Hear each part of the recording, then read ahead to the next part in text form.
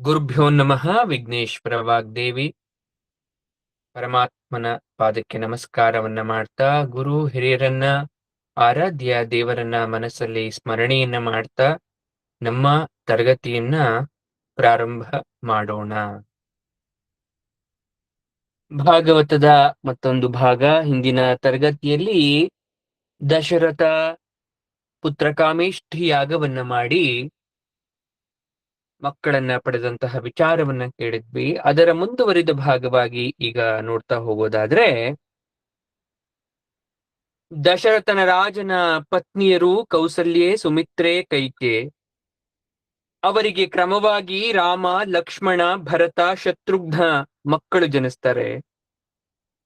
ಬಾಲ್ಯದಲ್ಲಿ ವಿಶ್ವಾಮಿತ್ರರ ಜೊತೆಗೂಡಿ ರಾಮ ಲಕ್ಷ್ಮಣರು ತಾಟಕ, ಸುಬಾಹು, ಮಾರೀಚ ಅಂತಕ್ಕಂತ ರಾಕ್ಷಸರನ್ನ ಮರ್ದಿಸ್ತಾರೆ. ಯಜ್ಞ ಸಂರಕ್ಷಣೆಯನ್ನ ಮಾಡ್ತಾರೆ. ಅತಿಬಲ ಮಹಾಬಲ ಮಂತ್ರಗಳನ್ನ ವಿಶ್ವಾಮಿತ್ರರಿಂದ ಪಡಿತಾ ಇದ್ದಾರೆ.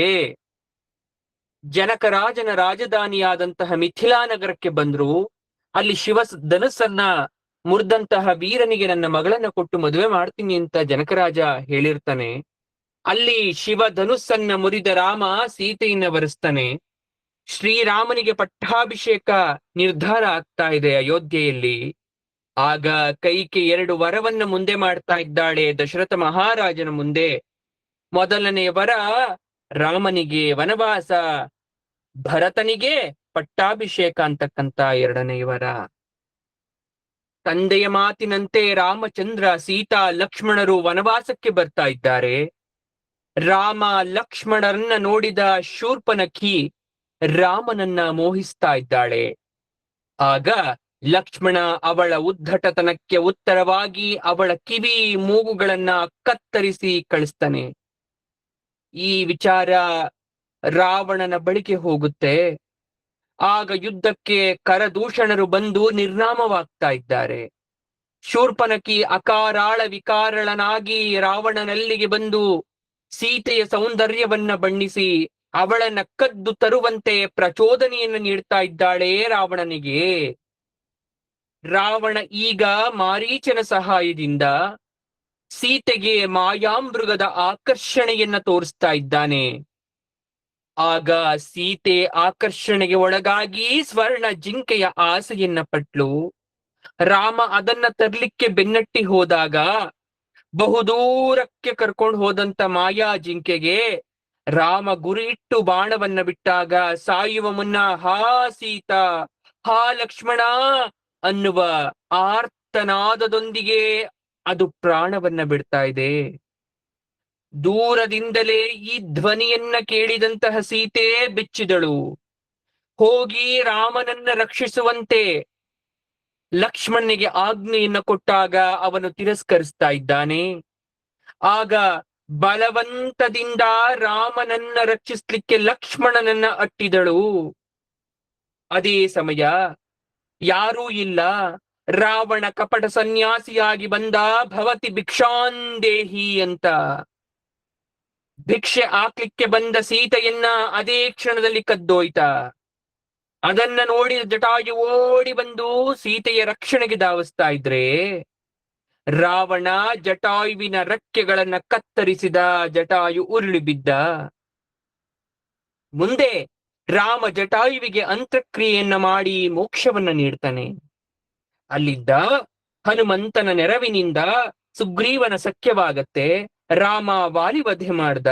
ಈಗ ಸೀತೆಯ ಸುದ್ದಿ ಎಲ್ಲಿದ್ದರೂ ಹುಡುಕಿ ತರುವಂತೆ ಸುಗ್ರೀವ ಆಜ್ಞೆಯನ್ನ ಮಾಡ್ತಾ ಇದ್ರೆ ಹನುಮಂತ ಲಂಕೆಗೆ ಹೋಗಬೇಕು, ಸಮುದ್ರವನ್ನ ದಾಟಬೇಕು.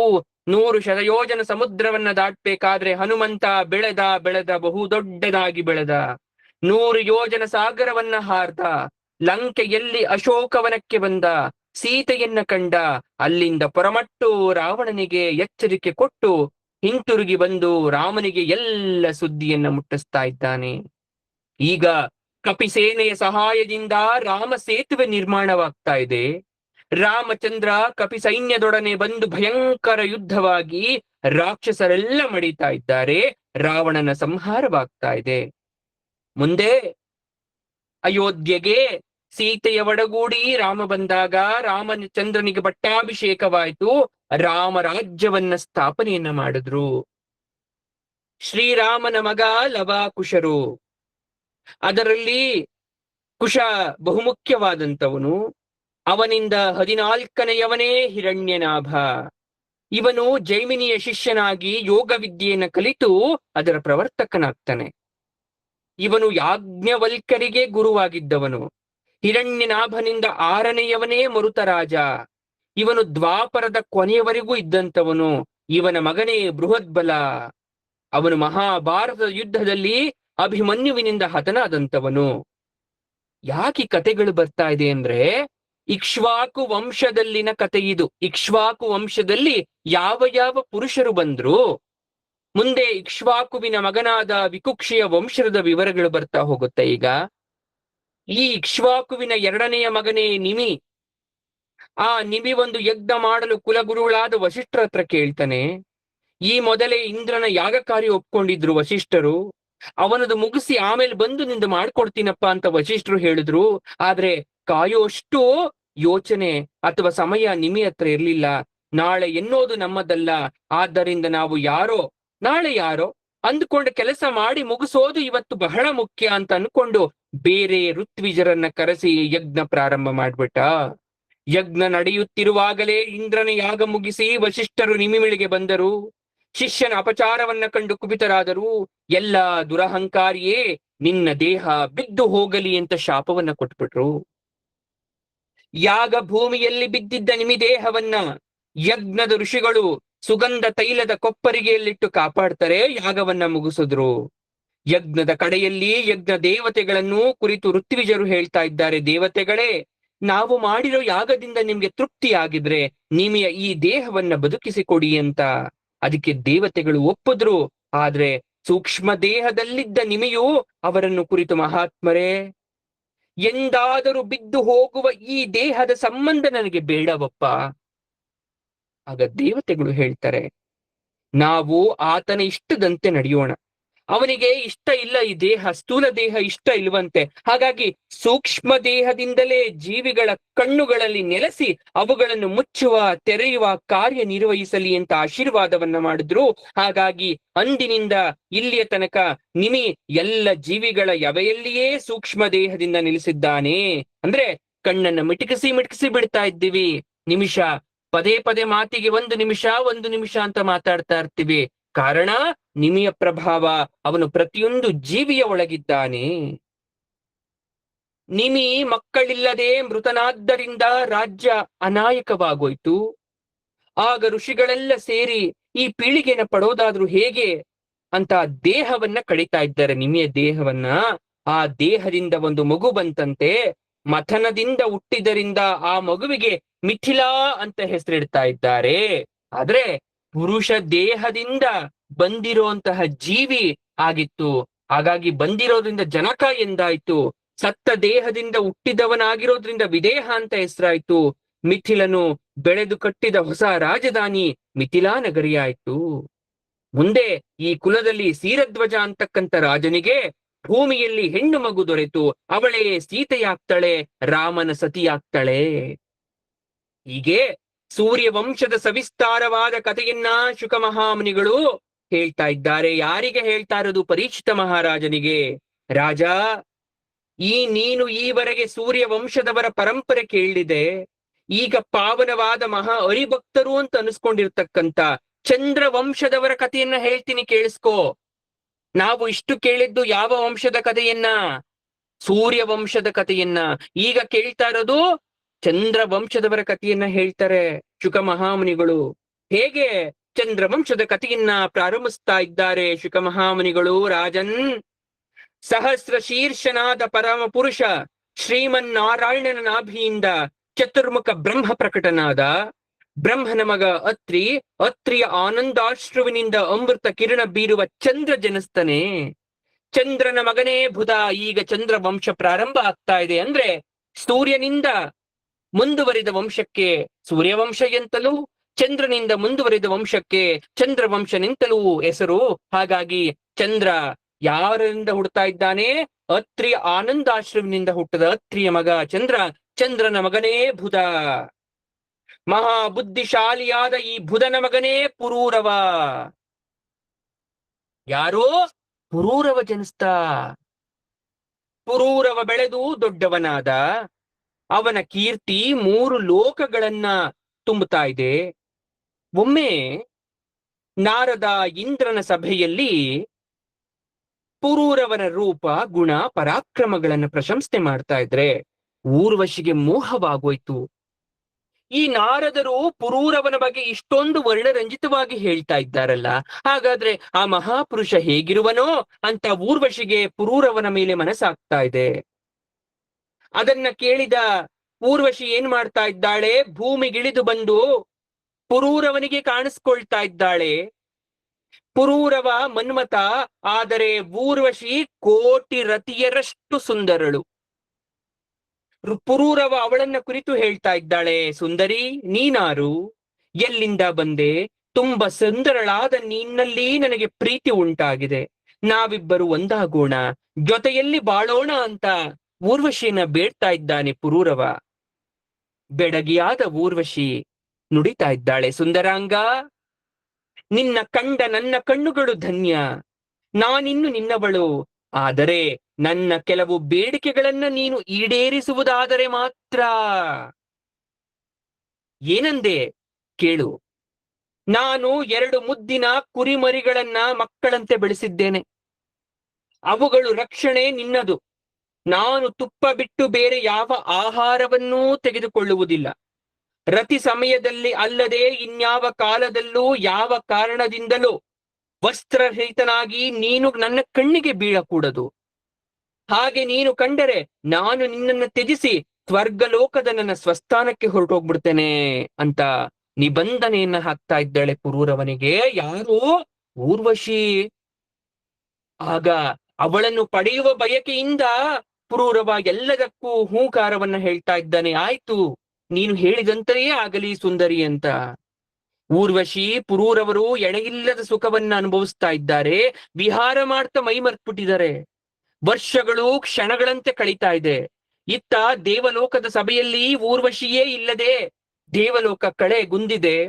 ಅವಳನ್ನ ಹುಡ್ಕೊಂಡ್ ಕರ್ಕೊಂಡ್ ಬನ್ನಿ ಅಂತ ಇಂದ್ರ 2 ಗಂಧರ್ವರನ್ನ ಭೂಲೋಕಕ್ಕೆ ಕಳಿಸ್ತಾ ಇದ್ದಾನೆ. ಅವರಿಬ್ಬರು ಬಂದು ನೋಡ್ತಾರೆ. ನಡುರಾತ್ರಿಯಲ್ಲಿ ಊರ್ವಶಿ 2 ಕುರಿಮರಿಗಳನ್ನ ಜೊತೆ ಮಲ್ಕೊಂಡಿದ್ದಾಳೆ ಪುರೂರವನ ಜೊತೆ. ಅವಳಿಗೆ ಗೊತ್ತಾಗದಂತೆ ಕುರಿಮರಿಗಳನ್ನ ಕದ್ಬಿಟ್ರು ಗಂಧರ್ವರು. ಅದೇ ಸಮಯ ಕುರಿಮರಿಗಳು ಅರಚಿಕೊಂಡು ಕಿರಿಚಿಕೊಂಡು ಒದ್ದಾಡ್ತಾ ಇದ್ದಾವೆ. ಊರ್ವಶಿಗೆ ಎಚ್ಚರ ಆಗೋಯ್ತು. ಅಯ್ಯೋ, ನಿನ್ನನ್ನ ನಂಬಿ ನಾನು ಕೆಟ್ಟೆ. ನನ್ನ ಮುದ್ದಿನ ಮರಿಗಳನ್ನ ಯಾರೋ ಕದ್ದು ಹೋಗಿದ್ದಾರೆ. ಹೇಡಿಯಂತೆ ಮಲಗಿರುವ ಪುರೂರವ ಮೇಲಕ್ಕೇಳು ಅಂತ ಅಬ್ಬರಿಸ್ತಾ ಇದ್ದಾಳೆ ಊರ್ವಶಿ. ಅವನು ಹಿಂದು ಮುಂದು ನೋಡದ ಮೇಲಕ್ಕೆದ್ದ. ಆದ್ರೆ ಅದೇ ಸಮಯದಲ್ಲಿ ವಿವಸ್ತ್ರನಾಗಿದ್ದ. ಅವನು ವಸ್ತ್ರವಿಹೀನನಾಗಿದ್ದರಿಂದ, ಕುರಿಮರಿಗಳು ಕಾಣೆಯಾಗಿದ್ದರಿಂದ ಅವಳು ನಿಬಂಧನೆಯನ್ನ ಮುರ್ದಿದ್ಯ ನೀನು ಅಂತ ಹೇಳಿ ಊರ್ವಶಿ ತನ್ನ ಲೋಕಕ್ಕೆ ಹೊರಟೋಗ್ಬಿಟ್ಲು. ಕುರಿಮರಿಗಳನ್ನ ಹುಡ್ಕಕ್ ಹೋದ. ಪುರೂರವನಿಗೆ ಕುರಿಮರಿ ಸಿಗ್ಲಿಲ್ಲ, ಊರ್ವಶಿ ಸಿಗ್ಲಿಲ್ಲ. ಅರಮನೆಗೆ ಹಿಂತಿರುಗಿದ. ಜೀವ ಝಲ್ಲಂತಿತಾ ಇದೆ. ಯಾಕಂದ್ರೆ ತನ್ನ ಸುಂದರಿಯಾದಂತಹ ಊರ್ವಶಿ ಆತನ ಜೊತೆಯಲ್ಲಿಲ್ಲ. ರಾಜದಲ್ಲೆಲ್ಲ ಹುಡುಕ್ತಾ ಊರ್ವಶಿ ಊರ್ವಶಿ ಅಂತ ದೇಶ ದೇಶ ಅಲಿತಾ ಇದ್ದಾನೆ. ಕಡೆಗೆ ಸರಸ್ವತಿ ನದಿ ತೀರದಲ್ಲಿ ಕುರುಕ್ಷೇತ್ರದ ಬಳಿ ತನ್ನ ಸಖಿಯರೊಡನೆ ವಿಹರಿಸ್ತಾ ಇರ್ತಕ್ಕಂಥ ಪ್ರಿಯತಮೆಯನ್ನ ಕಂಡ. ಸಂತೋಷದಿಂದ ಓಡಿ ಬಂದು ಅವಳ ಬಳಿ ಹಂಗಲಿಸ್ತಾ ಇದ್ದಾನೆ ಪ್ರೀತಿಗಾಗಿ. ಪ್ರಿಯೇ, ಎಂದೆಂದೂ ನನ್ನನ್ನು ತ್ಯಜಿಸಿ ಹೋಗಬೇಡ, ಎಂದೂ ನನ್ನೊಟ್ಟಿಗೆ ಇರುವಂತ. ಆಗ ಊರ್ವಶಿ ಬುದ್ಧಿ ಮಾತನ್ನ ಹೇಳ್ತಾ ಇದ್ದಾಳೆ. ಪುರೂರವ, ಬಿದ್ದು ಹೋಗುವ ಈ ದೇಹದ ಮೇಲೆ ಇರುವ ಕುರುಡು ವ್ಯಾಮೋಹವನ್ನ ತ್ಯಜಿಸು. ಕೇಳಲ್ಲ. ಯಾಕೆ? ಕುರುಡು ನಾಯಿತ ಸಂತೆಗೆ ಬಂದಂತೆ ಅದು ಯಾತಕೋ ಬಂತೋ, ಖಂಡ ಸಕ್ಕರ ಹಿತವಿಲ್ಲವಂತೆ, ತುಂಡು ಎಲುಬುಗಳ ಕಡಿದೀತಂತೆ, ಹೆಂಡಿರ ಮಕ್ಕಳ ಮೆಚ್ಚೀತಂತೆ, ಕೊಂಡು ಹೋಗುವಾಗ ಯಾರಿಲ್ಲವಂತೆ ಅಂತ ದಾಸರು ನೋಡಿದ ಹಾಗೆ ಅವನು ಪ್ರೀತಿಯ ಹುಚ್ಚು ಬಿಡದಿದ್ದಾಗ ಊರ್ವಶಿ ಒಂದು ಮಾತನ್ನ ಹೇಳ್ತಾ ಇದ್ದಾಳೆ. ಪುರೂರವ, ನಾನೀಗ ಗರ್ಭಿಣಿಯಪ್ಪ. 1 ವರ್ಷವಾದ ಮೇಲೆ ಬರ್ತೀನಿ, ಹೊರಟೋಗು ಅಂದ್ಲು. ಅದರಂತೆ ಹಿಂದಿರುಗಿ ಅರಮನೆಗೆ ಬಂದ. ಅವಳು ಕೊಟ್ಟ ಮಾತಿನಂತೆ 1 ವರ್ಷವಾದ ಮೇಲೆ ತನ್ನ ಮಗನೊಡನೆ ಬಂದು ಒಂದು ರಾತ್ರಿಯ ಮಟ್ಟಿಗೆ ಅವನ ಜೊತೆಯಲ್ಲಿದ್ದು ಮತ್ತೆ ತನ್ನ ಲೋಕಕ್ಕೆ ಹೊರಟೋದ್ಲು. ಈಗ ಪುರೂರವ ಗಂಧರ್ವರನ್ನ ಕುರಿತು ತಪಸ್ಸು ಮಾಡಿ ಗಂಧರ್ವ ಲೋಕಕ್ಕೆ ಹೋಗ್ತಾ ಇದ್ದಾನೆ. ಕಾರಣ, ಊರ್ವಶಿ ಇದ್ದ ಸ್ಥಳದಲ್ಲಿ ನಾನು ಇರಬೇಕು, ಅವಳನ್ನ ಬಿಟ್ಟು ನಾನಿರಲಾರೆ ಅಂತ. ಪುರೂರವನ ಮಗ ವಿಜಯ, ವಿಜಯನ ಪರಂಪರೆಯಲ್ಲಿ ಬಂದವನೇ ಜನ್ಹು ಋಷಿ. ತನ್ನ ಯಜ್ಞಶಾಲೆ ಗಂಗಾ ಪ್ರವಾಹದಿಂದ ಮುಳುಗ್ಬೇಕಾದ್ರೆ ಇಡೀ ಗಂಗೆಯನ್ನೇ ಆಪೋಷಣ ತೆಗೆದುಕೊಂಡ ಋಷಿ. ನಿಮ್ಗೊತ್ತು, ಭಗೀರಥ ತಪಸ್ ಮಾಡ್ತಾ ಇದ್ದ, ಗಂಗೆ ಬಂದ್ಲು. ಆದ್ರೆ ಅವಳು ಬರುವ ರಭಸಕ್ಕೆ ಈಶ್ವರನಿಗೆ ಮುಂಚೆ ಬರೋ ರಭಸಕ್ಕೆ ಏನಾಗೋಯ್ತು, ಜುನ್ಹು ಆಶ್ರಮಕ್ಕೆ ನುಗ್ಗಿದ್ಲು. ಯಾಗ ಮಾಡ್ತಾ ಇದ್ದ, ಎಲ್ಲಿ ಯಾಗಶಾಲೆ ನೀರಿನಲ್ಲಿ ಮುಳುಗೋಗುತ್ತೋ ಅಂತ ಆಪೋಷಣೆ ಮಾಡ್ಬಿಡ್ತಾನೆ ಅಷ್ಟು ನದಿ ನೀರನ್ನ, ಆ ಗಂಗೆಯನ್ನೇ. ಆಗ ಮತ್ತೆ ಪ್ರಾರ್ಥನೆ ಮಾಡಿದಾಗ ತನ್ನ ತೊಡೆಯಿಂದ ಗಂಗೆಯನ್ನ ಹರಿದು ಬಿಟ್ಟ. ಹಾಗಾಗಿ ಗಂಗೆಗೆ ಜಾಹ್ನವಿ ಅಂತಕ್ಕಂಥ ಹೆಸರು ಕೂಡ ಬಂದಿದೆ ಅಂತಕ್ಕಂಥ ವಿಚಾರವನ್ನ ನಾವು ತಿಳ್ಕೊಂಡಿದ್ವಿ. ಇವನ ವಂಶದಲ್ಲೇ ವಿಶ್ವಾಮಿತ್ರನ ತಂದೆಯಾದ ಗಾಧಿರಾಜ ಹುಟ್ಟಿದವನು. ಇವನ ಮಗಳೇ ಪರಮ ಸುಂದರಿಯಾದ ಸತ್ಯವತಿ. ರುಚೀಕನೆಂಬ ಋಷಿ ಗಾಧಿರಾಜನ ಬಳಿ ಬಂದು ಸತ್ಯವತಿಯನ್ನ ಕೊಟ್ಟು ಮದುವೆ ಮಾಡು ಅಂತ ಕೇಳ್ತಾ ಇದ್ದಾನೆ ಋಷಿ, ರಾಜನ ಮಗಳನ್ನ. ಆಗ ವರುಣನ ಮಗ ಭೃಗು, ಭೃಗುವಿನ ಮಗ ಚೌವನ, ಚವನನ ಮಗ ಜೌರ್ವ, ಈ ಜೌರ್ವನ ಮಗನೇ ರುಚೀಕ. ಈ ಪುರೂರವನಿಗೆ ಊರ್ವಶಿಯಲ್ಲಿ ಒಬ್ಬ ಮಗ ಮಾತ್ರ ಹುಟ್ಲಿಲ್ಲ. ಆಯು, ಶ್ರುತಾಯು, ಸತ್ಯಾಯು, ರಯ, ವಿಜಯ, ಜಯ ಅಂತಕ್ಕಂಥ ಇಷ್ಟು ಜನ ಮಕ್ಕಳನ್ನ ಪಡೆದಿದ್ದ. ಈ ಶ್ರುತಾಯುವಿಗೆ ವಸುಮಂತ, ಸತ್ಯಾಯುವಿಗೆ ಶ್ರುತಂಜಯ, ರಯನಿಗೆ ಏಕ, ಜಯನಿಗೆ ಅಮಿತ, ವಿಜಯನಿಗೆ ಭೀಮ ಅಂತಕ್ಕಂಥ ಮಕ್ಕಳು. ಈ ಭೀಮನಿಗೆ ಕಾಂಚನನೆಂಬ ಮಗ, ಅವನಿಗೆ ಹೋತ್ರ ಅಂತಕ್ಕಂಥ ಮಗ, ಹೋತ್ರನಿಗೆ ಜನ್ಹು ಋಷಿಯ ಮಗ. ಅವನೇ ಆಪೋಷಣೆ ತಗೊಂಡಿದ್ದು ಗಂಗೆಯನ್ನ. ಅವನಿಗೆ ಪುರು, ಜನ್ಹುವಿಗೆ ಪುರು ಮಗ, ಅವನಿಗೆ ಬಲಾಕನ ವಂಶದಲ್ಲಿ ಅಜಕ, ಕುಶ, ಗಾಂಧಿ ಅಂತಕ್ಕಂಥ ರಾಜರು. ಇದೆಲ್ಲ ನೆನ್ಪಿರಲ್ಲ, ಕೇಳಿಸ್ಕೊಳ್ಳಿ ಸುಮ್ನೆ. ಈ ಗಾಧಿಯ ಮಗಳೇ ಸತ್ಯವತಿ ಆ ರುಚೀಕ ಋಷಿಯ ಮದುವೆಯಾಗ ಬಯಸಿದ್ದು. ಆಗ ಗಾಧಿ ಶರೀರವೆಲ್ಲ ಚಂದ್ರನಂತೆ ಬೆಳ್ಳಗಾಗಿ ಕಿವಿ ಮಾತ್ರ ಕಪ್ಪಾಗಿರ್ತಕ್ಕಂಥ ಒಂದೇ ರೀತಿಯ 1,000 ಕುದುರೆಗಳನ್ನ ಕನ್ಯಾಶುಲ್ಕವಾಗಿ ನೀಡಿದ್ರೆ ನನ್ನ ಮಗಳನ್ನ ನಿನಗೆ ಕೊಡ್ತೀನಿ ಅಂತಕ್ಕಂಥ ನಿಯಮವನ್ನ ಹಾಕ್ತಾ, ಕಾರಣ ಅದು ಕೊಡ್ಲಿಕ್ಕೆ ಸಾಧ್ಯವೇ ಇಲ್ಲ ಅಂತ ಅನ್ಕೊಂಡು, ಏನೋ ಶರೀರವೆಲ್ಲ ಚಂದ್ರನಂತೆ ಬೆಳ್ಳಗಾಗಿರ್ಬೇಕು, ಕಿವಿ ಮಾತ್ರ ಕಪ್ಪಾಗಿರ್ಬೇಕು, ಈ ರೀತಿ 1,000 ಕುದುರೆಗಳನ್ನ ಕನ್ಯಾಶುಲ್ಕವಾಗಿ ಕೊಡ್ಬೇಕು. ಕೊಡಕ್ಕಾಗತ್ತಾ? ರುಚೀಕ ಋಷಿ ವರುಣ ಕೃಪೆಯಿಂದ 1,000 ಕುದುರೆಯನ್ನ ಕೊಟ್ಟು ಸತ್ಯವತಿಯನ್ನ ಮದುವೆ ಆಗೋದ. ಸತ್ಯವತಿ ಹಾಗೂ ಅವಳ ತಾಯಿ ಇಬ್ಬರು ಸಂತಾನಕ್ಕಾಗಿ ಅಪೇಕ್ಷಿಸ್ತಾ ಇದ್ರೆ, ಆಗ ಈ ರುಚೀಕ ಯಜ್ಞ ಮಾಡಿ ಇಬ್ಬರಿಗೂ ಬೇರೆ ಬೇರೆ ಪ್ರಸಾದವನ್ನ ನೀಡಿ ಇದನ್ನ ಸ್ವೀಕರಿಸಿ ಸಂತಾನವಾಗುತ್ತೆ ಅಂತ ಹೇಳ್ದ. ಅತ್ತೆಯು ರುಚೀಕರು ಏನ್ ಮಾಡ್ತಾ ಇದ್ದಾರೆ, ಹೆಂಡತಿಗೆ ಒಳ್ಳೆಯ ಮಗನಾಗ್ಲಿ ಅಂತಕ್ಕಂಥ ಭಾವನೆಯಿಂದ ಉತ್ತಮ ಪ್ರಸಾದ ಕೊಟ್ಟಿರ್ಬೋದು. ಯಾಕಂದ್ರೆ ನನ್ನ ಮಗಳು ರುಚೀಕನ ಹೆಂಡತಿ, ನನಗೆ ಯಾವುದೋ ಕೊಟ್ಟಿರ್ಬೋದು.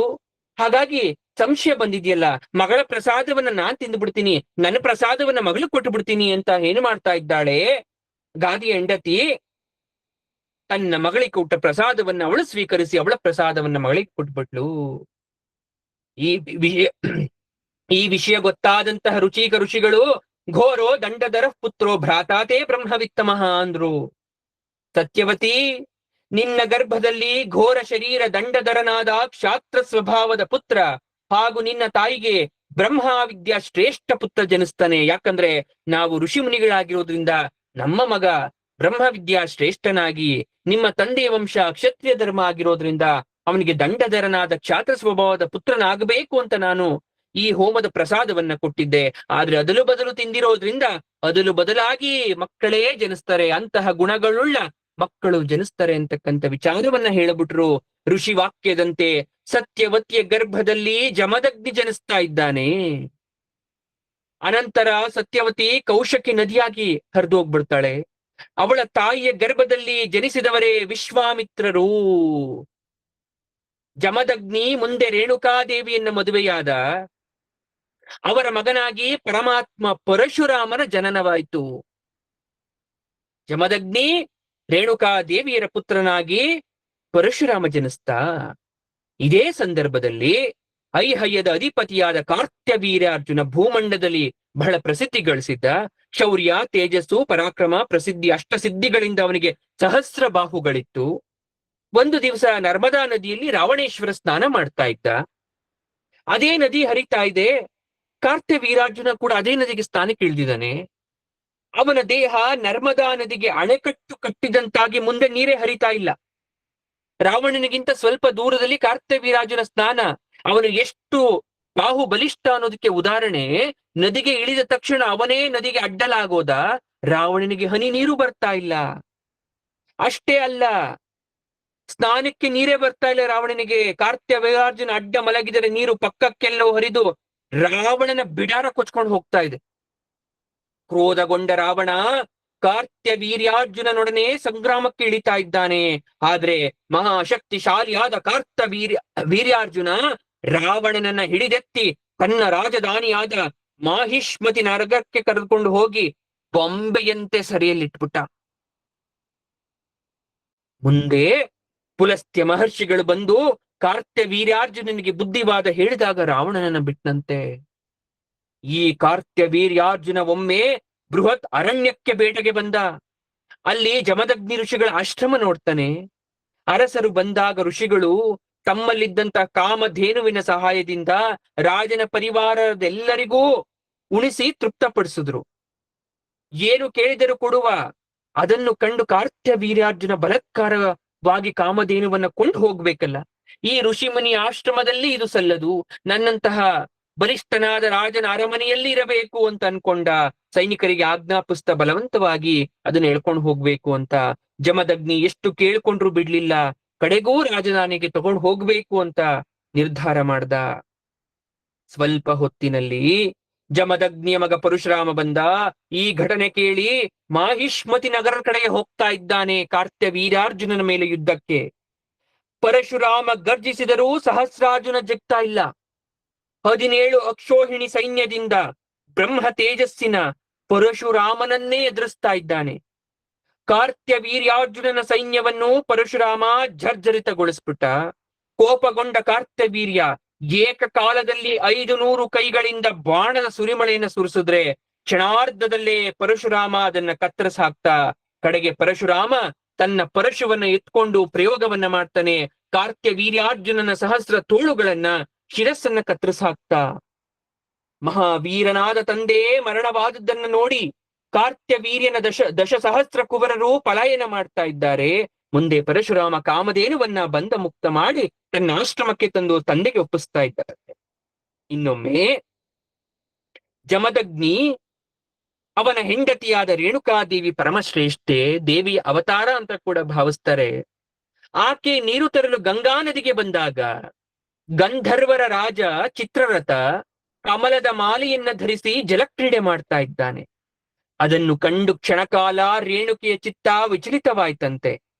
ಆಶ್ರಮಕ್ಕೆ ರೇಣುಕೆ ಹಿಂದಿರುಗಿದಾಗ ಯೋಗ ದೃಷ್ಟಿಯಿಂದ ಅದನ್ನು ತಿಳಿದ ಜಮದಗ್ನಿ ಕಿಡಿಕಿಡಿಯಾಗಿ ತನ್ನ ಸುಪುತ್ರರನ್ನ ಕರೆದು ಈ ಪಾಪಿಷ್ಠೆಯನ್ನ ಈಗಲೇ ಕೊಂದು ಬಿಡಿ ಅಂತ ಆಜ್ಞೆಯನ್ನ ಮಾಡ್ತಾ ಇದ್ದಾರೆ. ತಾಯಿಯ ಮೇಲಿನ ಪ್ರೀತಿಯಿಂದ ತಂದೆ ಆಜ್ಞೆ ಮಾಡಿದರೂ ಮಕ್ಕಳಿಗೆ ಕೊಲ್ಲಿಕ್ಕೆ ಮನಸ್ಸಾಗ್ಲಿಲ್ಲ. ಕಿರಿಯ ಮಗ ಪರಶುರಾಮನನ್ನ ಕರೆದ, ತನ್ನ ಆಜ್ಞೆಯನ್ನ ಪರಿಪಾಲಿಸುವಂದ. ತಂದೆಯ ಹಠಮಾರಿತನ ಹಾಗೆಯೇ ತಪೋಶಕ್ತಿ ತಿಳಿದಿದ್ದಂತ ಪರಶುರಾಮ, ನಾನು ಈಗ ನನ್ನ ತಾಯಿಯನ್ನ ಬಿಟ್ಟರೂ ತಮ್ಮ ತಪೋಶಕ್ತಿಯಿಂದ ನನ್ನ ತಂದೆ ಅವರನ್ನ ಭಸ್ಮ ಮಾಡ್ತಾರೆ. ಹಾಗಾಗಿ ಒಂದೇ ಕ್ಷಣದಲ್ಲಿ ತಾಯಿಯ ತಲೆಯನ್ನ ಕಡಿದು ಬಿಟ್ಟ. ಆಗ ತಂದೆ ಸಂತುಷ್ಟನಾದ, ಮಗನೇ ನಿನಗೆ ವರ ಏನೋ ಬೇಕೋ ಕೇಳಿಕೊ ಅಂದಾಗ ತಾಯಿಯನ್ನು ಸೋದರರನ್ನ ಬದುಕಿಸಿ ನನ್ನ ಕ್ರೂರ ಕೃತ್ಯ ಅವಳ ಸ್ಮರಣೆಗೆ ಬಾರದಿರಲಿ. ತಾಯಿ ಜನ್ಮ ಬಂದಾಗ ನನ್ನ ಮಗ ನನ್ನ ತಲೆಯನ್ನ ಕಡಿದ ಅಂತಕ್ಕಂಥ ನೆನಪು ಅವಳ ಬಳಿಯಲ್ಲಿ ಉಳಿಯಬಾರದು. ಇನ್ನೊಮ್ಮೆ ಪ್ರೀತಿಯಿಂದ ಜೊತೆಗಾಗಿರುವಂತೆ ಆಶೀರ್ವದಿಸಿ ಅಂತ ಕೇಳ್ಕೊಂತಾನೆ. ದಿನಗಳು ಉರುಳಿತು. ಕಾರ್ತ್ಯವೀರ್ಯಾರ್ಜುನನಿಗೆ ಸಾವು ಬಂದಾಗ ಅವನ ಮಕ್ಕಳು ಆ ಘಟನೆಯನ್ನ ನೆನಪಿಲ್ಲ. ಹೇಗಾದ್ರೂ ಮಾಡಿ ನನ್ನ ತಂದೆ ಕೊಂದವನ ಅವನನ್ನು ಕೊಂದು ನಾವೂ ಸೇಡನ್ನ ತೀರ್ಸ್ಕೊಳ್ಬೇಕು ಅಂತಕ್ಕಂಥ ದಾಹವನ್ನ ಹಾಕ್ತಾ ಇದ್ದಾರೆ, ಹೊಂಚನ್ನ ಹಾಕ್ತಾ ಇದ್ದಾರೆ. ಒಂದು ದಿನ ಪರಶುರಾಮ ಆಶ್ರಮದಲ್ಲಿ ಇಲ್ಲದ ಸಮಯವನ್ನ ಕಾದು ಧ್ಯಾನಸಕ್ತನಾಗಿದ್ದ ಜಮದಗ್ನಿಯನ್ನ ಕೊಂದು ಹಾಕ್ಬಿಟ್ರು. ರೇಣುಕೆಯು ಪ್ರಾಣ ಭಿಕ್ಷೆ ಕೇಳಿದರೂ ಕರುಣೆ ಬರಲಿಲ್ಲ. ಪತಿಯ ರುಂಡ ಕೈಯಲ್ಲಿ ಹಿಡಿದು ಪರಶುರಾಮ ಬೇಗ ಬಾ, ಸರ್ವನಾಶವಾಗಿ ಹೋಗಿದೆ ಅಂತ ತಾಯಿ ರೋಧಿಸ್ತಾ ಇದ್ರೆ ಧಾವಿಸಿ ಬಂದ ಪರಶುರಾಮನಿಗೆ ಕ್ರೋಧ ಸ್ಫೋಟಗೊಳ್ತು. ತಕ್ಷಣ ಮಾಹಿಷ್ಮತಿ ನಗರಕ್ಕೆ ಬಂದ ಪರಶುರಾಮ ಕಾರ್ತ್ಯವೀರ್ಯನ ಮಕ್ಕಳಲ್ಲಿ ಯುದ್ಧವನ್ನ ಸಾರ್ತಾನೆ. ಅವರು ತಮ್ಮ ಸಹಾಯಕ್ಕೆ ಅನೇಕ ದುಷ್ಟ ಕ್ಷತ್ರಿಯರನ್ನ ಕರೀತಾ ಇದ್ದಾನೆ. ಪರಶುರಾಮ ಎಲ್ಲರನ್ನ ಕೊಚ್ಚ ಹಾಕ್ತಾ, ಅಧಿಕಾರ ಐಶ್ವರ್ಯದ ದುರಹಂಕಾರದಿಂದ ಮೆರಿತಾ ಇರ್ತಕ್ಕಂಥ, ಅಧರ್ಮ ಅನ್ಯಾಯದ ರಾಜ್ಯಭಾರ ಮಾಡ್ತಿರ್ತಕ್ಕಂಥ ಕ್ಷತ್ರಿಯರನ್ನ 21 ಬಾರಿ ಭೂ ಪ್ರದಕ್ಷಿಣೆಯನ್ನ ಮಾಡಿ ಅವರ ಶಿರಸ್ಸುಗಳನ್ನ ಚೆಂಡಾಡ್ದ. ತಂದೆ ಜಮದಗ್ನಿಯ ಶಿರಸ್ಸನ್ನ ಮುಂಡದೊಂದಿಗೆ ಜೋಡಿಸಿ ಪರಮಾತ್ಮನನ್ನ ಆರಾಧಿಸಿದಾಗ ಜಮದಗ್ನಿ ಸಂಕಲ್ಮಯ ದೇಹವನ್ನ ಪಡೆದು ಸಪ್ತರ್ಷಿ ಮಂಡಲದಲ್ಲಿ 7ನೇ ಋಷಿಯಾಗಿ ವಿಜೃಂಭಿಸ್ತನಂತೆ. ಪುರೂರವನ ಮೊಮ್ಮಗ ನಹುಷ 100 ಅಶ್ವಮೇಧ ಯಾಗವನ್ನ ಮಾಡಿದಂತವನು, ಇಂದ್ರ ಪದವಿಯನ್ನ ಪಡೆದಂತವನು. ಆದರೆ ಮಹಾಪತಿವ್ರತಿಯಾದ ಶಚಿಯನ್ನ ಮೋಹಿಸಿ ಸಪ್ತರ್ಷಿಗಳ ಶಾಪದಿಂದ ಹೆಬ್ಬಾವಾಗಿ ಜನ್ಮವನ್ನ ತಾಳ್ತಾನೆ. ಈ ನಹುಷನಿಗೆ 6 ಮಕ್ಕಳು. ಹಿರಿಯವನು ಯತಿ, ಹೆಸರಿಗೆ ತಕ್ಕಂತೆ ಕಾಡಿಗೆ ಹೋಗಿ ತಪಸ್ ಮಾಡ್ದ. ಅವನ ತಮ್ಮನೇ ಯಯಾತಿ ರಾಜನಾದ. 4 ದಿಕ್ಕುಗಳ ರಾಜಾಧಿಕಾರವನ್ನ 4 ಜನ ತಮ್ಮಂದಿರಿಗೆ ವಹಿಸಿ ರಾಜಾಧಿರಾಜನಾಗಿ ಧರ್ಮದಿಂದ ರಾಜ್ಯಭಾರವನ್ನ ಮಾಡ್ತಾ ಇದ್ದಾನೆ. ವೃಷಪರ್ವ ರಾಜನ ಪುರೋಹಿತರು ಶುಕ್ರಾಚಾರ್ಯರು. ಆ ರಾಜನಿಗೆ ಶರ್ಮಿಷ್ಠೆ ಅಂತಕ್ಕಂಥ ಮಗಳು, ಶುಕ್ರಾಚಾರ್ಯರ ಮಗಳು ದೇವಯಾನಿ. ಆ ಶರ್ಮಿಷ್ಠೆ ದೇವಯಾನಿ ಇಬ್ರು ಗೆಳತಿಯರು. ವನವಿಹಾರಕ್ಕೆ ಒಮ್ಮೆ ಹೋಗ್ಬೇಕು ಅಂತ ಅನ್ಕೊಳ್ತಾರೆ. ಸರೋವರದಲ್ಲಿ ಜಲವಿಹಾರಕ್ಕೆ ಇಳಿತಾ ಇದ್ದಾರೆ. ಆಗ ರುದ್ರದೇವ ಪಾರ್ವತಿಯೊಡನೆ ಬರ್ತಾ ಇರೋದು ಕಂಡು ದಡದಡನೆ ದಡಕ್ಕೆ ಓಡ ಬಂದ್ಬಿಟ್ರು. ಅವಸರದಲ್ಲಿ ವಸ್ತ್ರ ಹಾಕೊಂಡ್ಬಿಟ್ರು. ಈ ಗಡಿಬಿಡಿಯಲ್ಲಿ ಶರ್ಮಿಷ್ಠೆ ದೇವಯಾನಿಯ ಸೀರೆಯನ್ನ ಧರಿಸ್ಕೊಂಡ್ಬಿಟ್ಲು. ಇದರಿಂದ ಸಿಡಿಮಿಡಿಗೊಂಡ ದೇವಯಾನಿ, ನನ್ನ ತಂದೆ ನಿಮ್ಮ ತಂದೆಯ ಗುರು, ನನ್ನ ಸೀರೆ ಉಡುವಷ್ಟು ದೊಡ್ಡಸ್ತಿಕೆ ಬಂತ ನಿನಗೆ ಅಂತ ದೂಚಿಸಿದ್ಲು. ಇದನ್ನ ಕೇಳಿದ ರಾಜಪುತ್ರಿಯಾದ ಶರ್ಮಿಷ್ಠೆಗೆ ಕಾದ ಸೀಸ ಕಿವಿಗೆ ಹೊಯ್ದಂತಾಯ್ತು. ಅಂಗುಷ್ಟದಿಂದ ನಡುನೆತ್ತಿಯವರೆಗೆ ರೋಷ ಬಂತು. ಹೆಡೆತುಳಿದ ಹಾವಿನಂತೆ ಬಿಸುಗುಡುತ್ತಾ, ನಮ್ಮ ಮನೆಯ ಕೂಳು ತಿಂದುಕೊಂಡು ಇರುವ ನಿಮಗೆ ಇಷ್ಟು ಅಹಂಕಾರವಿದ್ದರೆ ಇನ್ನು ರಾಜಮನೆತನ ನಮಗೆಷ್ಟಿರಬೇಕು ಅಂತ ಹೇಳಿ ಅವಳ ಸೀರೆಯನ್ನ ಕಿತ್ತು ಬಿಸಿಟು ದೇವಯಾನಿಯ ವಸ್ತ್ರವನ್ನ ಕಿತ್ತು ಹಾಕಿ ಅವಳನ್ನು ಅಲ್ಲಿದ್ದ ಹಾಳು ಬಾವಿಯ ಒಳಗೆ ತಳ್ಳಿ ಹೊರಟು ಹೋಗ್ಬಿಟ್ಲು. ಬೇಟೆಗೆ ಬಂದಿದ ಯಯಾತಿ ನೀರು ಕುಡಿಲಿಕ್ಕಂತ ಸರೋವರದ ಕಡೆ ಬರ್ತಾ ಇದ್ರೆ ಸಮೀಪದ ಬಾವಿಯಿಂದ ಹೆಣ್ಣಿನ ಶಬ್ದ. ದಿವ್ಯ ಸುಂದರವಾದ ಸ್ತ್ರೀ ಅಳ್ತಾ ಇದ್ದಾಳೆ. ಕೈ ಹಿಡಿದು ಮೇಲಕ್ಕೆತ್ತಿದ ದೇವಯಾನಿಯನ್ನ, ವೀರವರ, ನೀನು ನನ್ನ ಕೈ ಹಿಡಿದು ಮೇಲಕ್ಕೆತ್ತಿದ್ದಿ, ನೀನು ನನ್ನ ಕೈ ಹಿಡಿದಿದ್ದೀಯ ಎಂದೇ ಭಾವಿಸಿದ್ದೇನೆ. ಇದು ದೈವ ಸಂಕಲ್ಪ, ನೀನೇ ನನ್ನ ಪತಿ. ಯಯಾತಿಯೂ ಕೂಡ ಒಪ್ಪದ. ದೇವಯಾನಿ ತಂದೆ ಶುಕ್ರಾಚಾರ್ಯರ ಬಳಿ ಬಂದು ಅಳ್ತಾ ಇದ್ದಾಳೆ. ಶುಕ್ರಾಚಾರ್ಯರಿಗೆ ಮಗಳು ಅಂದ್ರೆ ಅತೀವವಾದ ಪ್ರೀತಿ, ಪಂಚಪ್ರಾಣ. ಅವರ ಜೀವ ತಳ್ಳಣಿಸ್ತಂತೆ. ಶರ್ಮಿಷ್ಠೆ ಅಹಂಕಾರದಿಂದ ನಿಂದನೆಯ ಮಾತುಗಳನ್ನಾಡಿದ್ದು ಕೇಳಿದ ಅವರು, ಇಂತಹ ರಾಜನ ಗುರುವಾಗಿರುವುದಕ್ಕಿಂತ 4 ಜನರ ಮನೆಯಲ್ಲಿ ಭಿಕ್ಷೆಯನ್ನ ಬೇಡಿ ನಾನು ಜೀವನವನ್ನ ಸಾಗಿಸ್ತೇನೆ ಅಂತ ಹೇಳಿ ತಕ್ಷಣ ಮಗಳ ಜೊತೆಗೆ ಊರು ಬಿಟ್ಟ.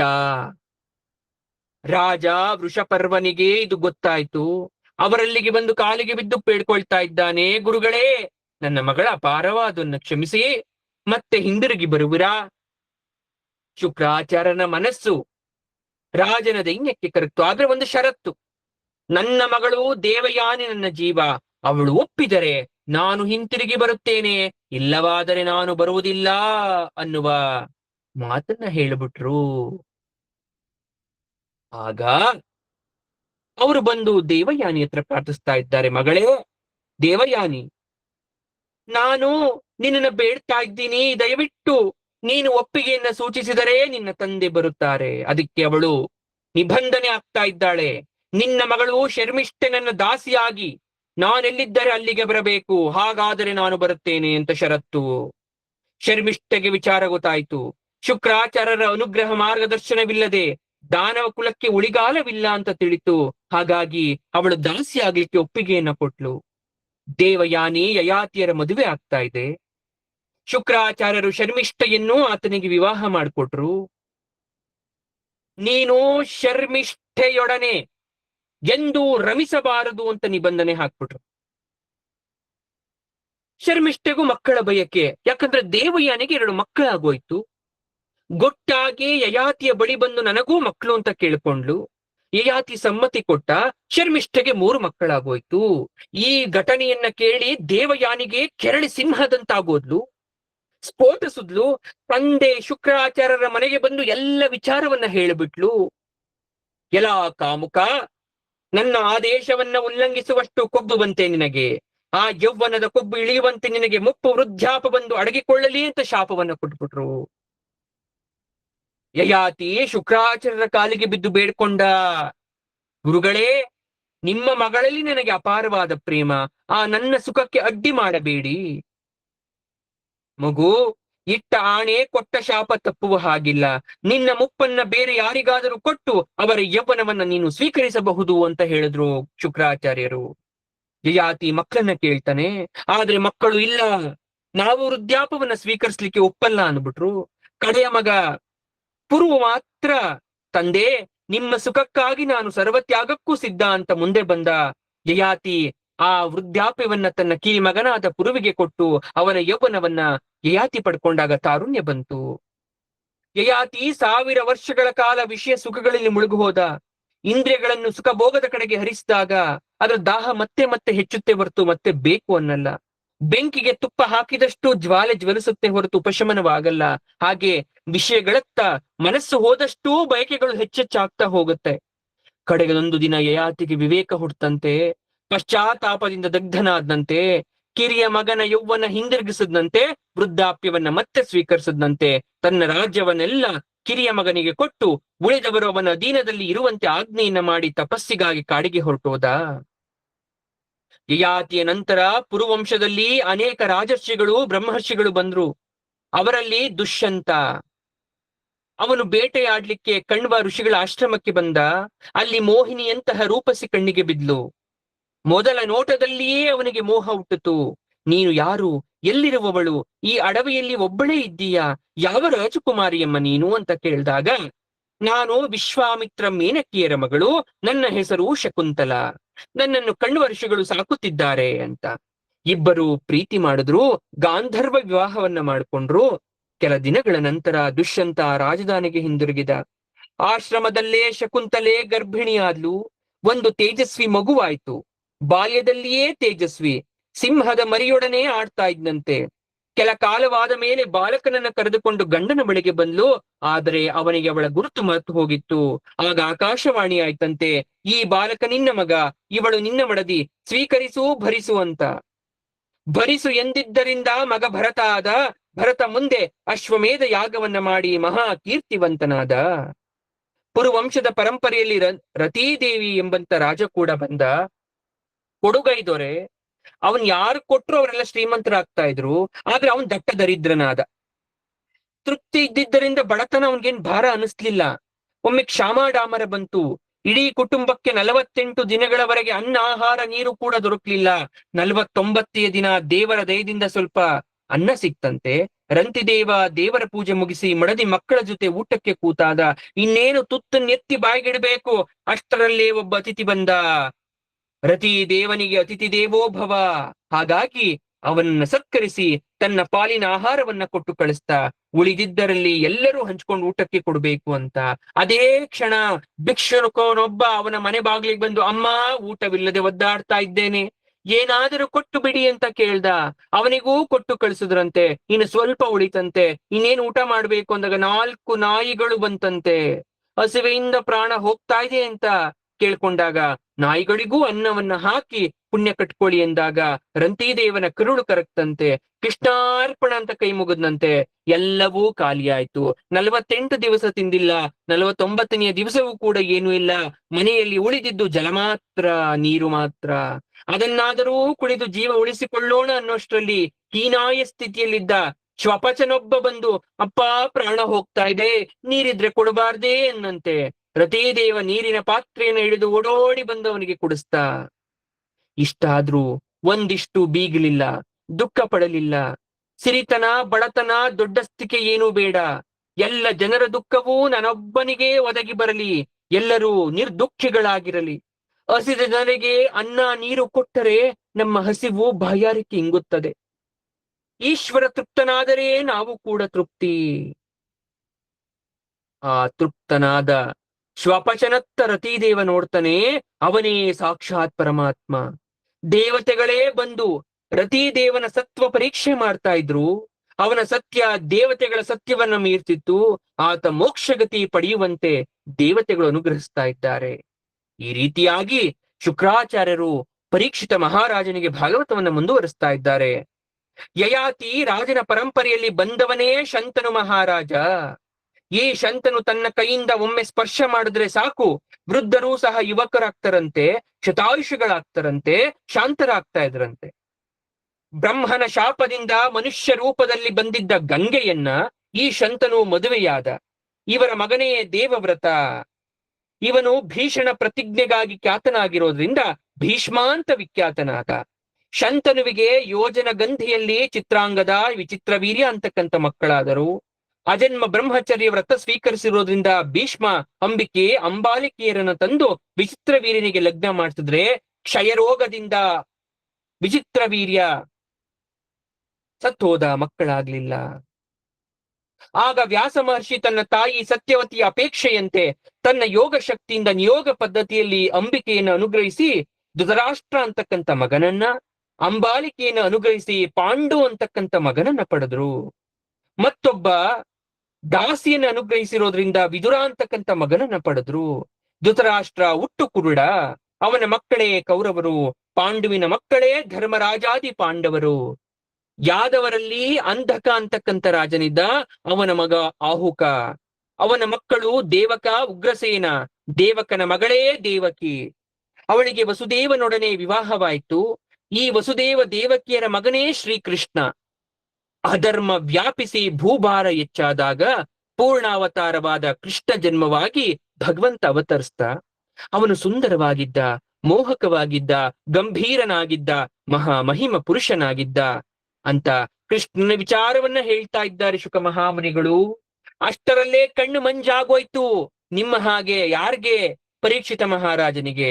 ಕೃಷ್ಣನ ಹೆಸರು ಕೇಳಿದೊಡನೆಯೇ ಪುಳಕ, ರೋಮಾಂಚನಗೊಂಡ ಪರೀಕ್ಷಿತ ಮಹಾರಾಜ ಶುಕ ಮಹಾಮುನಿಗಳನ್ನು ಕೇಳ್ತಾ ಇದ್ದಾನೆ, ಸ್ವಾಮಿ, ಕೃಷ್ಣ ಅಂದಿದ ತಕ್ಷಣ ಮೈ ರೋಮಾಂಚನವಾಯ್ತಲ್ಲ, ನರನಾಡಿಗಳೆಲ್ಲ ಜಾಗೃತವಾಯ್ತಲ್ಲ, ಶ್ರೀಕೃಷ್ಣನ ಪುಣ್ಯಕಥೆ ಕೇಳಬೇಕು ಅಂತ ಅನಿಸ್ತಾ ಇದೆಯಲ್ಲ. ನನ್ನ ತಾತಂದಿರೊಡನೆ ನಿಂತು ಅವರನ್ನು ಅನುಗ್ರಹಿಸಿದ ಕೃಷ್ಣನ ಕಥೆಯನ್ನ ಕೇಳಿ ನಾನು ಕೇಳಬೇಕು, ನೀವ್ ಹೇಳಬೇಕು, ನಾನು ಕೇಳಬೇಕು. ನಮ್ಮ ಕುಲದ ಕಥೆ, ಭೂಮಿ ಎಲ್ಲಿಂದ ಎಲ್ಲಿ ತನಕ ಬಂತು, ಯಾವ ಯಾವ ರಾಜರು ಅಂತ ಬಂದ್ ಹೇಳಿದ್ಮೇಲೆ ಈಗ ನಿಮ್ಮ ಭಾಗವತದಲ್ಲಿ ನಮ್ಮ ಕುಲದವರ ಕಥೆಯೂ ಇದೆಯೇ? ಅದು ನನ್ನ ಸ್ವಂತ ಜೀವನಕ್ಕೆ ಸಂಬಂಧಿಸಿದ ಕತೆ. ನಾನು ಕಿವಿ ತುಂಬಿಕೊಳ್ಳಬೇಕು, ದಯಮಾಡಿ ಹೇಳಿ. ಈಗ ಶುಕಮುನಿಗಳು ಯದು ಪರಂಪರೆಯ ವಿವರವನ್ನು ನೀಡ್ತಾ ಇದ್ದಾರೆ. ಯಾದವರು ಎನ್ನುವುದು ಯದುವಿನಿಂದ ಬಂದದ್ದು. ಯದುವಿನ ತಂದೆಯೇ ಯಯಾತಿ. ಯಯಾತಿಗೆ 5 ಮಕ್ಕಳು: ಯದು, ದೃಶ್ಯು, ತೂರ್ವಸು, ಅನು ಮತ್ತು ಪುರು. ಯಯಾತಿಗೆ ಶಾಪದಿಂದ ವೃದ್ಧಾಪ್ಯ ಬಂದಾಗ ಯಾರಾದರೂ ನಿಮ್ಮ ಯೌವನವನ್ನ ಕೊಡಿ ಅಂತ ಮಕ್ಕಳನ್ನ ಕೇಳ್ಕೊಂಡಾಗ ಪುರುವು ಕೊಡ್ತಾನೆ. ಹಾಗಾಗಿ ಈ ಪುರುವೆ ಮುಂದೆ ರಾಜನಾದ. ಇವರ ವಂಶದಲ್ಲೇ ಶಂತನು ಚಕ್ರವರ್ತಿ ಬಂದದ್ದು. ಯಯಾತಿಯ ಮಗ ಯದು. ಈ ಯದುವಿನ ಪರಂಪರೆಯಲ್ಲಿ ವೀತಿಹೋತ್ರ ರಾಜನಾಗ್ತಾನೆ. ಅವನ ಮಗ ಮಧು. ಅವನ ಮಗ ವೃಷ್ಣಿ. ಅವನಿಗೆ 99 ಸೋದರರು. ಇವನಿಂದ ವೃಷ್ಟಿ ವಂಶ ಬಂತು. ಈ ಪರಂಪರೆಯಲ್ಲಿ ಸಾತ್ವತ ಬಂದ. ಸಾತ್ವತನಿಗೆ 7 ಮಕ್ಕಳು. ಅವರು ಭಜಮನ, ದಿವ್ಯ, ವೃಷ್ಣಿ, ದೇವವ್ರತ, ಅಂಧಕ, ಮಹಾಭೋಜ. ಈ ವೃಷ್ಣಿಗೆ 2 ಮಕ್ಕಳು, ಯುಧಾಜಿತ್ ಮತ್ತೆ ಅನಾಮಿತ್ರ.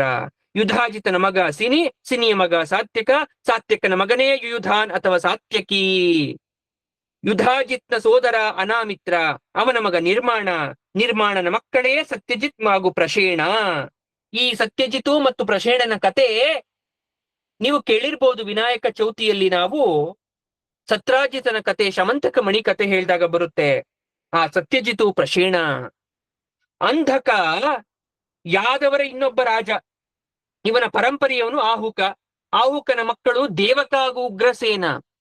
ಈ ದೇವಕನ ಮಗಳೇ ದೇವಕಿ. ಮಧುರೆಯ ರಾಜ ಉಗ್ರಸೇನನ ಮಗನೇ ಕಂಸ. ದೇವಕಿಯನ್ನು ವಸುದೇವನಿಗೆ ಮದುವೆ ಮಾಡಿಕೊಟ್ರು. ವಸುದೇವನ ತಂದೆ ಶೂರಸೇನನಿಗೆ 10 ಜನ ಮಕ್ಕಳು. ಯುಧಾಜಿತ್ನ ಮಗ ಸಿನಿ, ಸಿನಿಯ ಮಗ ಸ್ವಯಂಭೋಜ, ಸ್ವಯಂಭೋಜನ ಮಗ ಹೃದಿಕ, ಹೃದಿಕನ ಮಕ್ಕಳು ಶತಧನು, ದೇವಬಾಹು, ಕೃತವರ್ಮ.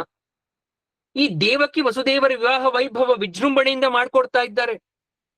ಮದುಮಕ್ಕಳನ್ನ ಸಾಲಂಕೃತ ರಥದಲ್ಲಿ ಭಾರೀ ಸಂಭ್ರಮದಿಂದ ಮೆರವಣಿಗೆಯಲ್ಲಿ ಕರ್ಕೊಂಡ್ಬರ್ತಾ ಇದ್ದಾರೆ. ರಸ್ತೆಯ ಇಕ್ಕೆಲಗಳಲ್ಲೂ ಜನಸಾಗರ, ಇಡೀ ಜನಸ್ತೋಮ ಮದುಮಕ್ಕಳ ಮೇಲೆ ಪುಷ್ಪವೃಷ್ಟಿಯನ್ನು ಹರಿಸ್ತಾ ಇದ್ದಾರೆ, ಹೂ ಹಾಕ್ತಾ ಇದ್ದಾರೆ. ರಸ್ತೆ ಇದ್ದಕ್ಕೂ ಉಪ್ಪರಿಗೆಯ ಮೇಲೆ ನವವಧುವರರನ್ನು ನೋಡ್ಲಿಕ್ಕೆ ಜನ ಸಾಲ್ಗಟ್ಕೊಂಡು ನಿಂತಿದ್ರೆ, ಎಲ್ಲೆಲ್ಲೂ ಹರ್ಷ ಹರ್ಷ. ಇದ್ದಕ್ಕಿದ್ದಂತೆ ಅಶ್ವಾರೋಹಿಯೊಬ್ಬ ಶರವೇಗದಿಂದ ಕುದುರೆಯ ಮೇಲೆ ಬಂದು ಮದುಮಕ್ಕಳಿದ್ದ ರಥದ ಪಕ್ಕದಲ್ಲಿ ಕುದುರೆ ನಿಲ್ಲಿಸ್ತಾನೆ. ಅಲ್ಲಿಂದ ಒಂದೇ ನೆಗತಕ್ಕೆ ರಥದ ಮೇಲೆ ಧುಮುಕ್ತ, ಸಾರಥಿಯನ್ನ ಪಕ್ಕಕ್ಕೆ ತಳ್ಳದಿ ರಥದ ಚಾವಟಿಯನ್ನ ತನ್ನ ಕೈ ಹಿಡ್ಕೊಂಡ. ಪ್ರಜೆಗಳತ್ತ ಒಮ್ಮೆ ನೋಡ್ದ, ಮದುಮಕ್ಕಳತ್ತ ಒಮ್ಮೆ ನೋಡ್ದ, ಬೀಗುತ್ತಾ ಹೇಳ್ತಾ ಇದ್ದಾನೆ, ನಾನು ಕಂಸ, ನನ್ನ ಸೋದರಿಯ ಮದುವೆ ಮೆರವಣಿಗೆಯನ್ನ ನಾನೇ ಸಾರಥ್ಯ ವಹಿಸಿ ಅವರಿಗೆ ಸಂತೋಷವನ್ನ ಕೊಡ್ತೇನೆ. ಅತ್ತಿಂದಿತ್ತ ಇತ್ತಿಂದತ್ತ ನೋಡಿ ತನ್ನ ಸಾಧನೆಯ ಸಹೋದರಿಯ ಮೇಲಿನ ಪ್ರೀತಿಯ ಪ್ರದರ್ಶನವನ್ನ ಸಡಗರದಿಂದ ಮಾಡ್ತಾ ಇದ್ದಾನೆ. ಇದ್ದಕ್ಕಿದ್ದಂತೆ ಅದೇ ಕ್ಷಣ ರಥದ ಮೇಲೆ ದೇವಕಿ ವಸುದೇವರು ಕೂತ್ಕೊಂಡಿದ್ದಾರೆ, ಸಾರಥಿಯಾಗಿ ಕಂಸ ಕೂತ್ಕೊಂಡಿದ್ದಾನೆ. ಆಕಾಶದಿಂದ ಅಶರೀರವಾಣಿ ಆಗ್ತಾ ಇದೆ, ಒಂದು ಶಬ್ದ ಬರ್ತಾ ಇದೆ. ಆಕಾಶದ ಕಡೆ ತಲೆ ಎತ್ತಿ ನೋಡಿದಾಗ, ಎಲ್ಲೋ ಕಂಸ ಮೂರ್ಖ, ಮೂರ್ಖ, ತಂಗಿ ಎಂಬ ಮೋಹದಿಂದ ನೀನು ಕರೆದೊಯ್ಯುತ್ತಿರುವ ಈ ದೇವಕಿಯ 8ನೇ ಮಗ ನಿನ್ನ ಮೃತ್ಯುವಾಗುತ್ತಾನೆ ಅಂತ ಆಕಾಶದಿಂದ ಶರೀರವಾಣಿ ಆಗೋಯ್ತು. ಕೋಪದಿಂದ ಕೆನಲಿ ಕೆಂಡನಾದ, ಕೆಂಡಾಮಂಡಲನಾದ. ದೇವಕಿಯ ಮುಂದಲೆ ಹಿಡಿದು ರಥದಿಂದ ಕೆಳಗಿಳದು ಅವಳನ್ನ ಕೆಳಗೆ ತಳಕಿ ತಾನೂ ಕೆಳಗೆ ಧುಮುಕ್ತಾನೆ. ಒಳಗಿಂದ ಖಡ್ಗವನ್ನ ಸೆಳೆದ, ಇವಳಿದ್ದರೆ ತಾನೇ ಇವಳಿಗೆ 8ನೆಯ ಮಗು, ಅವನಿಂದ ನನಗೆ ಮೃತ್ಯು, ಇವಳನ್ನೇ ಇಲ್ಲವಾಗಿಸುತ್ತೇನೆ, ಈಗಲೇ ಇವಳನ್ನ ಕತ್ತರಿಸಿ ಚೆಲ್ಲುತ್ತೇನೆ ಅಂತ ಕತ್ತಿ ಮೇಲಕ್ಕೆತ್ತುತ್ತಾನೆ. ಅಷ್ಟರಲ್ಲಿ ಜಾಗೃತನಾದ ದೇವಕಿಯನ್ನು, ಅದೇ ತಾನೇ ವಿವಾಹವಾಗಿದ್ದ ವಸುದೇವ ಕಂಸನ ಕೈಯನ್ನ ಬಲವಾಗಿ ಹಿಡ್ಕೊಂಡು, ಕಂಸ, ನೀನೊಬ್ಬನೇ ಅಲ್ಲ ಶರೀರವಾಣಿಯನ್ನ ಕೇಳಿದ್ದು, ನಾನೂ ಕೇಳಿಸಿಕೊಂಡಿದ್ದೇನೆ. ನಿನಗೆ ಮೃತ್ಯು ಭಯವಿರೋದು ಇವಳ 8ನೆಯ ಮಗುವಿನಿಂದ, ಇವಳಿಂದ ಅಲ್ಲ. ಇವಳ 7 ಮಕ್ಕಳಿಂದ ನಿನಗೆ ಯಾವ ಭಯವೂ ಇಲ್ಲ. 8ನೆಯ ಮಗು ಅದು ಇನ್ನು ಯಾವ ಕಾಲಕ್ಕೋ ಏನು. ನೀನು ಇದೇ ತಾನೇ ಮದುವೆಯಾಗಿರುವ ನಿನ್ನ ಸೋದರಿಯನ್ನ ಎಲ್ಲರೆದುರಿಗೆ ಸಂಹಾರ ಮಾಡಿದರೆ ಮುಂದೆ ಪ್ರಜೆಗಳಿಗೆ ಯಾವ ಮುಖವನ್ನ ಇಟ್ಕೊಂಡು ರಾಜ್ಯಭಾರ ಮಾಡ್ತೀಯ? ನಿನ್ನ ಸೋದರಿ ಸ್ತ್ರೀ ಹತ್ಯೆ ಮಾಡೋದು ಸಲ್ಲದು. ನನ್ನ ಬಗ್ಗೆ ನಿನಗೆ ಗೊತ್ತಿದೆ. ನಾನು ಒಮ್ಮೆ ವಚನ ಕೊಟ್ಟರೆ ಪ್ರಾಣ ಹೋದರೂ ಸರಿ, ವಚನ ಭ್ರಷ್ಟ ಆಗೋದಿಲ್ಲ. ಸೂರ್ಯ ಚಂದ್ರ ದೇವತೆಗಳ ಮೇಲೆ ಆಣೆಯನ್ನ ಮಾಡಿ ಹೇಳ್ತಾ ಇದ್ದೇನೆ, ಕೇಳಿಸಿಕೋ. ಹುಟ್ಟುವ ಎಲ್ಲ ಮಕ್ಕಳನ್ನು ಹುಟ್ಟಿದ ತಕ್ಷಣ ತಂದು ನಿನಗೊಪ್ಪಿಸುತ್ತೇನೆ, ನೀನು ಏನು ಬೇಕಾದರೂ ಮಾಡಿಕೋ, ಆದರೆ ಇವಳನ್ನ ಬಿಟ್ಟು ಬಿಡು. ಅಷ್ಟಕ್ಕೂ ಮೀರಿ ನೀನು ಕೈ ಎತ್ತಿದರೆ ಇಂತಹುದು ಏನಾದರೂ ಪ್ರಮಾದ ಸಂಭವಿಸಬಹುದೆಂದು ವೇಷ ಮರೆಸಿಕೊಂಡು ಆಯುಧಧಾರಿಗಳಾದ ನನ್ನ ಭಟರೂ ಈ ಗುಂಪಿನಲ್ಲಿ ಇದ್ದಾರೆ. ಕ್ಷಣಾರ್ಧದಲ್ಲಿ ನಿನ್ನನ್ನು ಆಕ್ರಮಿಸಬಲ್ಲರು. ಅವೆಲ್ಲ ಬೇಡ, ಇವಳನ್ನ ಬಿಟ್ಟು ಬಿಡು. ಕಂಸ ಕ್ಷಣಕಾಲ ಯೋಚಿಸ್ತಾ ಆಗ ವಸುದೇವನಿಗೆ ಹೇಳ್ತಾ ಇದ್ದಾನೆ, ಕೊಟ್ಟ ಮಾತಿಗೆ ತಪ್ಪಬಾರದು. ಬಿರಬಿರನೆ ಹೊರಟೋದ ಅಲ್ಲಿಂದ ಕಂಸ. ತಲ್ಲನಗೊಂಡ ಜನ ಅಲ್ಲಿಂದ ಕದಲಿದರೂ ಮೆರವಣಿಗೆ ಅಲ್ಲಿಯೇ ಮುಕ್ತಾಯವಾಗೋಯ್ತು. ಕಾಲಕ್ರಮದಲ್ಲಿ ದೇವಕಿಗೆ ಚೊಚ್ಚಲ ಗಂಡು ಮಗು ಆಗ್ತಾ ಇದೆ. ಸತ್ಯನಿಷ್ಠನಾದ ವಸುದೇವ ಕಂಸನಿಗೆ ಕೊಟ್ಟ ಮಾತಿನಂತೆ ಆ ಮಗುವನ್ನ ತಂದು ಒಪ್ಪಿಸ್ತ. ಆದರೆ ಕಂಸ ಅದನ್ನು ವಸುದೇವನಿಗೆ ಹಿಂದಿರುಗಿಸಿಕೊಟ್ಟು, ನನಗೆ ಮರಣ ಭಯ ಇರೋದು 8ನೆಯ ಮಗುವಿನಿಂದ ಅಂತ ಅಶರೀರವಾಣಿಯಾಗಿದೆ. ಇದನ್ನ ಕೊಂದು ನನಗೇನು ಪ್ರಯೋಜನ, ಇದನ್ನು ತೆಗೆದುಕೊಂಡು ಹೋಗಿ ಚೆನ್ನಾಗಿ ನೋಡಿಕೋ ಅಂದ. ವಸುದೇವನಿಗೆ ಆಶ್ಚರ್ಯ, ಅಚ್ಚರಿ, ನಂಬಿಕೆಯೇ ಬರಲಿಲ್ಲ. ಈ ಅವ್ಯವಸ್ಥಿತನ ಚಿತ್ತನ ಮನಸ್ಸಲ್ಲಿ ಏನೋ ಇದೆ ಅಂತ ಅನ್ಕೊಂಡು ಮಗುವನ್ನ ಕರೆದುಕೊಂಡು ಮನೆ ಕಡೆ ಹೊರಟ. ವಸುದೇವ ಹೊರಟ ಮೇಲೆ ಕಂಸನ ಬಳಿಗೆ ನಾರದರು ಬಂದ್ರು. ಕಂಸ, ನೀನು ಮುಗ್ಧನಪ್ಪ, ಅಷ್ಟೇ ಅಲ್ಲ ಮೂರ್ಖ. ನಿನ್ನನ್ನ ಕೊಲ್ಲಲು ಅಶರೀರವಾಣಿಯ ಮಾತು ನಿಜ ಮಾಡ್ಲಿಕ್ಕೆ ದೇವತೆಗಳೇ ಮಾನವರಾಗಿ ಬರ್ತಾ ಇದ್ದಾರೆ. ಗೋಕುಲದಲ್ಲಿ ಮಾನವರಂತೆ ಇರುವವರು ದೇವತೆಗಳೇ. ನಿನ್ನ ಸಂಹಾರದ ಪ್ರಯತ್ನಕ್ಕೂ ಚಿಂತನೆ ಮಾಡ್ತಾ ಇರ್ಬೋದು. ಕೈಗೆ ಬಂದ ತುತ್ತು ಬಾಯಿಗಿಲ್ಲ ಎನ್ನುವಂತೆ ತಾನಾಗಿಯೇ ಬಂದ ಮಗುವನ್ನ ಕತ್ತರಿಸಿ ಹಾಕದೆ ಬಿಟ್ಟು ಕಳಿಸಿದ್ದೀಯಲ್ಲ, ತಕ್ಷಣ ಮಗುವನ್ನ ಕರೆಸಿ ಸಂಹಾರ ಮಾಡುವಂತ ನೋಡಿದ್ರು. ಆಗ ಹೇಳಲಿಕ್ಕೆ ಒಂದ್ ಕಾರಣ ಇತ್ತು. ನಾರದ್ರ ಮೇಲೆ ನಿಮ್ಗೆಲ್ರಿಗೂ ಕೋಪ ಬರ್ತಾ ಇರ್ಬೋದು. ಯಾಕೆ ಈ ರೀತಿ ಹೇಳ್ಬಿಟ್ರು ನಾರದರು? ಕಂಸನ ಮನಸ್ಸಲ್ಲೂ ಇಲ್ಲದ ಆ ಜ್ಞಾನವನ್ನ ಯಾಕೆ ಕೊಟ್ರು ಅಂದ್ರೆ ಅದಕ್ಕೂ ಕೂಡ ಒಂದು ಕಾರಣ ಇದೆ. ಮರೀಚಿ ಋಷಿಗಳಿಗೆ 6 ಜನ ಮಕ್ಕಳಿದ್ರು. ಒಮ್ಮೆ ತೆಳ್ಳಗೆ ಕೃಶರಾಗಿದ್ದ ದೇವಲ ಮಹರ್ಷಿಯನ್ನ ಕಂಡು ಈ ಮಕ್ಕಳು ಹಾಸ್ಯಕ್ಕಾಗಿ ಗೇಲಿ ಮಾಡಿದ್ರೆ, ದೇವಲ ಮಹರ್ಷಿ, ಋಷಿಪುತ್ರರಾಗಿದ್ದರೂ ಅಸುರ ಭಾವ ಹೊಂದಿರುವ ನೀವು ಕಾಲನೇಮಿಯ ಮಕ್ಕಳಾಗಿ ಹುಟ್ಟಿ ಅಂತ ಶಾಪ ಕೊಟ್ಬಿಟ್ರು. ಅಂತೆಯೇ ಅವರು ಕಾಲನೇಮಿಯ ಮಕ್ಕಳಾಗಿ ಷಡ್ಗರ್ಭರಂತ ಪ್ರಖ್ಯಾತರಾಗ್ತಾರೆ. ತಮಗೆ ಸಾವೇ ಬರದಂತೆ ವರವನ್ನ ಕೇಳಲಿಕ್ಕೆ ಬ್ರಹ್ಮನನ ಕುರಿತು ತಪಸ್ ಮಾಡಿದಾಗ ಈ ವಿಚಾರ ತಿಳಿದ ಹಿರಣ್ಯಕಶಿಪು, ಜಗದೀಶ್ವರ ಅಂತ ಅನ್ನಿಸ್ಕೊಂಡಿರ್ಬೇಕಾದ್ರೆ ನಾನಿರ್ಬೇಕಾದ್ರೆ ಬೇರೆಯವರಿಗೆ ತಪಸ್ ಮಾಡಿ ವರವನ್ನ ಪಡ್ಕೊಂಡ್ರೆ ಹೇಗಾಗತ್ತೆ ಅಂತ ಹೇಳಿ ಕುಪಿತನಾಗಿ, ನೀವು ಭೂಮಿಯಲ್ಲಿ ಹುಟ್ಟಿರಿ, ನಿಮ್ಮ ತಂದೆಯೇ ನಿಮ್ಮ ಸಾವಿಗೆ ಕಾರಣನಾಗಲಿ ಅಂತ ಶಾಪ ಕೊಟ್ಟಿದ್ರು. ಆ ಷಡ್ಗರ್ಭರಾದ 6 ಜನ ಈ ವಸುದೇವ ದೇವಕಿಯರ ಮಕ್ಕಳಾಗಿ ಜನಿಸಿ ಬಂದ್ರು.